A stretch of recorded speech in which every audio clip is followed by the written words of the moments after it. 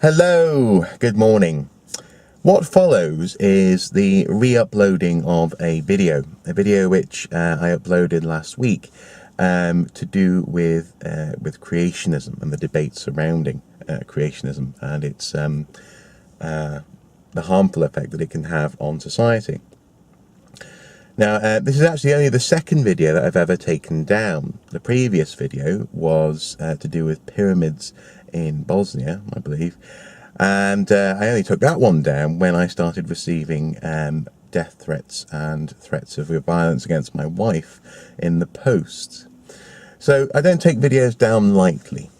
But this one was taken down because the discussion below had deteriorated. It spiraled into a completely unhelpful discussion, certainly for the person who had asked the question. A very impassioned discussion, a slightly unthinking discussion, and a discussion which I thought reflected extremely poorly on those who are making the comments. Ironically enough, not a single person who made a comment was actually a creationist. Everyone who commented were expressing pro-scientific at best or anti-theistic at worst sentiments in their comments.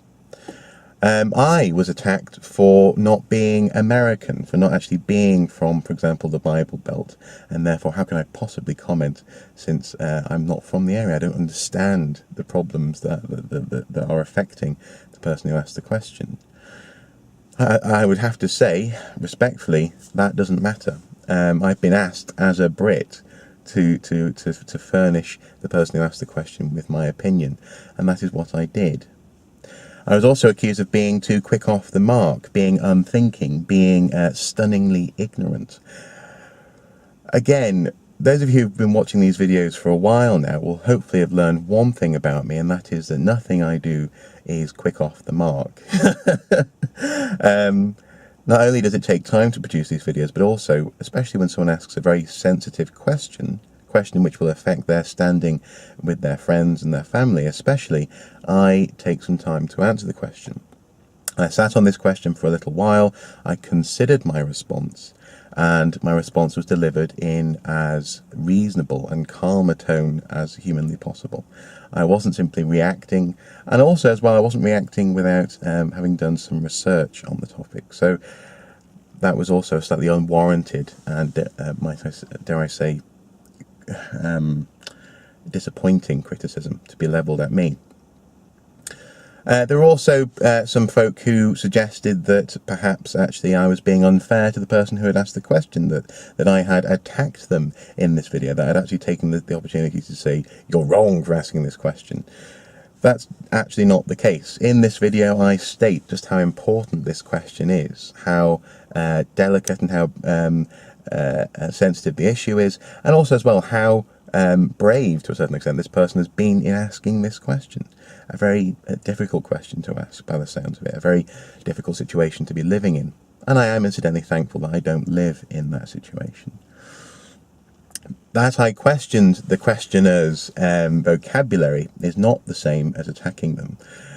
My response in a nutshell was trying to advocate discussion. Was it a little bit naive and unrealistic? Potentially, yes.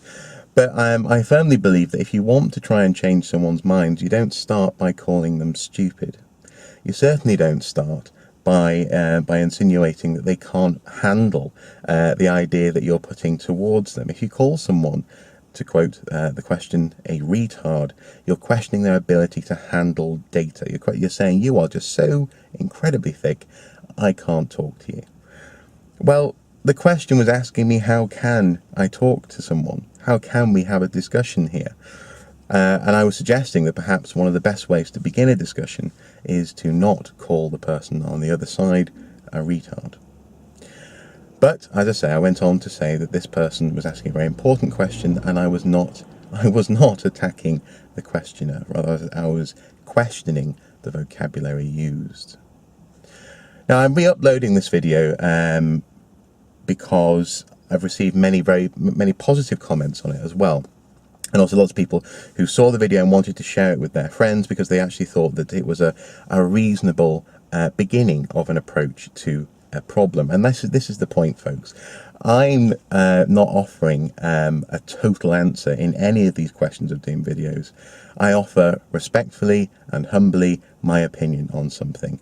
Usually my well-researched opinion, and this well-researched opinion often is the beginning, a jumping off point for discussion, and will hopefully help in some way answer an element of the question that someone has sent to me. I'm not suggesting that I can solve through this 10-minute video or whatever the frictions and tensions between creationists and those who sit on the other side of that fence. So with that in mind, it is being re-uploaded, and I would ask you to watch the whole video, to consider the way in which it was delivered and the fact that I was trying to advocate a mutually respectful discussion here. And also as well, to take a moment and take your passions out of this conversation, because that again is the whole point of the question. How can a good idea be shared with other people? And that good idea can only really be shared, I would submit, by starting with the intent and the desire to share it in good faith, not just to be horrible to other people. It also, as well, all of this happened to coincide with some personal pressures as well. So, from my broader family, there was a little bit of an issue in the past few days. So it did tie in with some stress at home, and I thought, who has time for people who are advocating a very aggressive view, especially a very aggressive view when someone is trying to seek a way of sharing a good idea, having a conversation. So, to a certain extent, apologies for having taken the video down, but also as well, I am now resubmitting it with the hope that the discussion below will be useful to the person who has asked the question, and it won't just be advocating more combat, a more combative stance. Here, join this group, fight the people. That's not what I'm trying to advocate here. I'm trying to advocate discussion.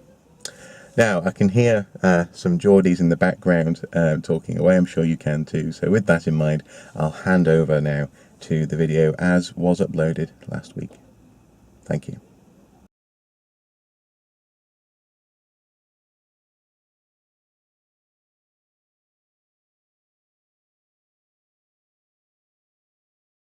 Questions of Doom.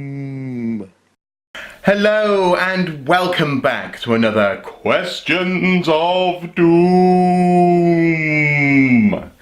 In this series, as ever, I attempt to answer questions that you send my way using the archaeosoup@gmail.com email address, as displayed on the YouTube channel homepage, but as you'll also see at the end of this video.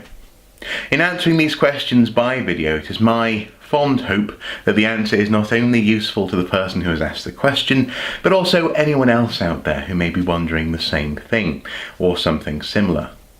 Now, today's question of doom is with regards to a rather prevalent issue, certainly in the medium of YouTube, but also other internet realms, and that is the debate between different people's beliefs. And well, it goes like this. Dear Mr. Soup, please help me with the problems I am having since I returned home after graduating earlier this year.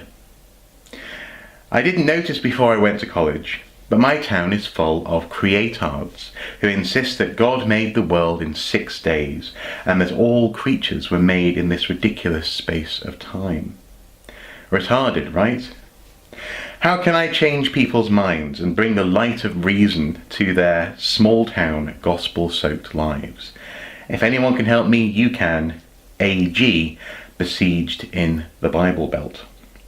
Now, obviously, AG, I have decided just to use your initials because I don't want to get you into trouble here with your neighbours and townsfolk. But I suppose it's first of all worthwhile saying this is an understandable frustration, and not just in this particular instance. Actually, many people who go away and have new experiences, whether that's through university, through travelling, or just in some cases just going to the next town along the road, they'll come back with a different perspective on the world and on life, and this can sometimes put you slightly at odds with people at home. You can feel a little bit frustrated that maybe people haven't got a more rounded perspective on things, or maybe that your frustration is with how people measure things according to their own experiences, not according to the knowledge which they can gain from others. In other words, small town life can be frustrating, and I experienced a little bit of that myself when I went home from the first big place I went to outside of North Wales, and that was basically when I went to university. When I used to go home occasionally, I'd have this sense of, oh, this is a small town, and these are small town folk. But hopefully, this is something that will come full circle, and eventually actually you'll find yourself wanting to go back to that small town and experience that small town lifestyle. But I understand the frustration, I do. So that's, I suppose, what I'd say first of all. Secondly, though, I would question your vocabulary. Initially, and I think this is just a cultural thing, in the UK certainly it's not really acceptable to call people retards or retarded, or this phrase creatard. I know this is something which is more common in the US, again certainly in the realms of YouTube, but it's certainly in the UK it's rather politically incorrect. It also, I would say, implies that you are dismissing people's alternative views as being stupid. That is to say, you are mistaking a lack of awareness of certain information for a lack of an ability to handle that information and to make constructive use of it. This isn't always the best way to start your dialogue with people who you disagree with. So I would advise that maybe you try to rethink the use of these words, if only because they are ultimately very offensive to many people. But nonetheless, this comes out of frustration, so I'm not going to dwell on that too much. A third element which I would, before I really, I suppose, try and help you with this, a third thing that I would mention is something which a friend of the family's, actually a friend of my wife's from university, said last year, and it's really, I think it's a very helpful little bit of advice, and that is to say, you can't talk someone out of a perspective which they haven't thought themselves into. If you're trying to argue against someone who simply has received wisdom and believes this idea, this advice, this thought, this convention, without any thought having gone into that belief, then it's going to be very difficult for you to talk them out of that, because there's no structure for you to actually to question or to challenge or to debate with. And vice versa, they're going to find it very hard to debate back with you because they haven't got a structure holding up that belief. Whether this is a religious belief, a philosophical belief, a political belief, if they haven't thought themselves into that position, they're going to find it very hard to have you challenge them, but also very hard to have a good conversation back at you, because all they can do is just say, well, I'm right, you're wrong. And this, once again, can lead to the frustration which is so evident in your email.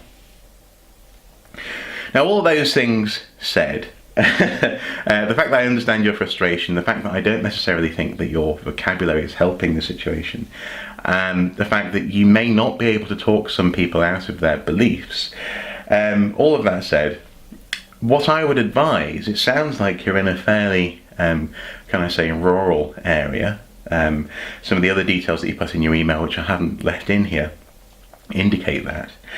I would say that probably the best way to start a conversation along these lines is to talk about farming. Farming and farmers make use of the principles of, in particular, natural selection and the change of species through the prevalence of features being passed down through a sexual selection. They make use of that all the time to get maybe bigger, stronger bulls, quicker, faster horses, more cunning and appropriate intelligence in, for example, sheepdogs, this kind of thing. We've used it for centuries to get the animals around us to be more like how we want them to be. Pigs, for example, are they're more appropriate now for harvesting bacon, for example, than they are for living in the forest as a wild boar might. And this is because people have enforced natural selection, it's unnatural selection, upon these animals. So in many ways, farming, ironically enough, while it may well be a hotbed of people not quite understanding natural selection, it's also an institution which rests upon natural selection to get the best out of the livestock that they're looking after. So I've always thought that farming is a really good way of starting to talk about this. And there are many species that you can talk about which demonstrably have changed. We have changed them in order to suit our needs, our requirements. Dogs are an excellent example of this. I mean, the British Bulldog actually has got such a specific physicality now that it can't really give birth unaided because its head's so massive. And that's because we've chosen those features and made dogs breed to have even more exaggerated features in their offspring. So that's one way of talking about it, one way of approaching it in a vocabulary via a means which they may well understand and which they can get to grips with. And I think this is the key here. You're not talking to stupid people or about stupid people. You're talking about people who, in some instances, don't have the ideas and the vocabulary to talk about these big concepts. So talking about it via farming may well be a really good way to broach the subject. And especially, actually, if you then go on to talk about how, well, if we moving, say, one cow from one field to another in order to have offspring with this particular bull, if we can affect the nature of that offspring over the course of generations, how much more effective is a volcano erupting? How much more effective is a meteorite striking the Earth? How much more effective is climate change? Although by the sounds of it, obviously, climate change may not be something that you want to talk about either. But once you introduce the idea that actually we see animals and creatures changing all the time, and we use that change, that wonderful ability of life to adapt, we use it all the time for our own benefit, then you can introduce the fact that environmental pressures can have an even more profound effect on species over the course of millennia, millions, billions of years. So I suppose that would be my advice. Short, sharp and simple there, hopefully, and to the point. I mean, my advice would be not to get frustrated with folk who, in other circumstances, you would be in their boat. You know, one of those guys may well have gone off and learned something new and exciting, may desperately want to share it with you, and just because you haven't had the opportunity yet to learn something exciting and new, you may well dismiss what they're saying. So try to have a little bit of understanding and a little bit of patience, I suppose, because ultimately, and certainly this is true in the experience of so many people I know, very well-educated people, very religious people as well, actually. There's a whole gamut of well-educated religious people and also atheists in my, and also, you know, the whole spectrum, in my friendship circle. Almost all of them find themselves drawn back to their home at some point in their lives. So you don't want to burn your bridges by being so frustrated as you are. Though it is admirable, you want to share these exciting ideas with your community, but don't get too frustrated. It's probably worthwhile ending on the note of saying you can't change everyone's minds. There will be people out there who will never agree with you, and this is something, unfortunately, that you have to accept. It's something I certainly found hard to accept, having come, especially, as I say, when I went to uni and came back.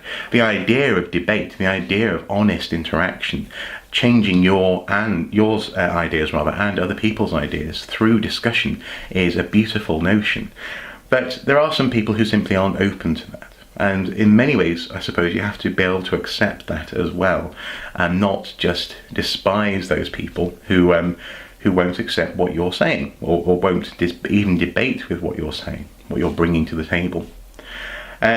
And with that in mind, I suppose I would say perhaps with those people it might be worthwhile trying to find other ways of interacting, other things to talk about, because one thing I've certainly learned is you shouldn't doubt the wisdom of other people. You can always doubt their intelligence or whatever, or always sort of say, oh, stupid people. But you should never doubt the wisdom of others. I mean, in my case, for example, for years I hated tomatoes. But it occurred to me, actually, lots of people do like tomatoes, so maybe I should give them a go. And now I do like tomatoes, and that's because the general wisdom of folk is priceless. There is a reason why society decides to do certain things, and in that instance, eating tomatoes is because, well, actually, tomatoes aren't that bad. So you should maybe learn to appreciate the wisdom of people and the wisdom of society. Yes, always question their ideas, always question in some cases their motivations and, dare I say it, even their intelligence, but never question their wisdom, because there's a heck of a lot to be learned from people who you may well at the moment think are a bit ignorant. They always have something interesting to pass on. So maybe it's worthwhile finding another thing to talk about, not just something which will get them riled up and that will boil your blood. Because as it stands, it sounds like this frustration is eating away at you and not really changing the people around you. So on that note, I suppose I'll leave it there. I'll open this video up to people to comment below. Again, please, as always, I'd encourage constructive comments. I don't want to hear a rancid debate about creationism versus evolutionary theory or Darwinism. I take it for granted that given the right information, most people will accept actually that Darwinism happens. We use it all the time in farming, and it is a process which is demonstrable in the world.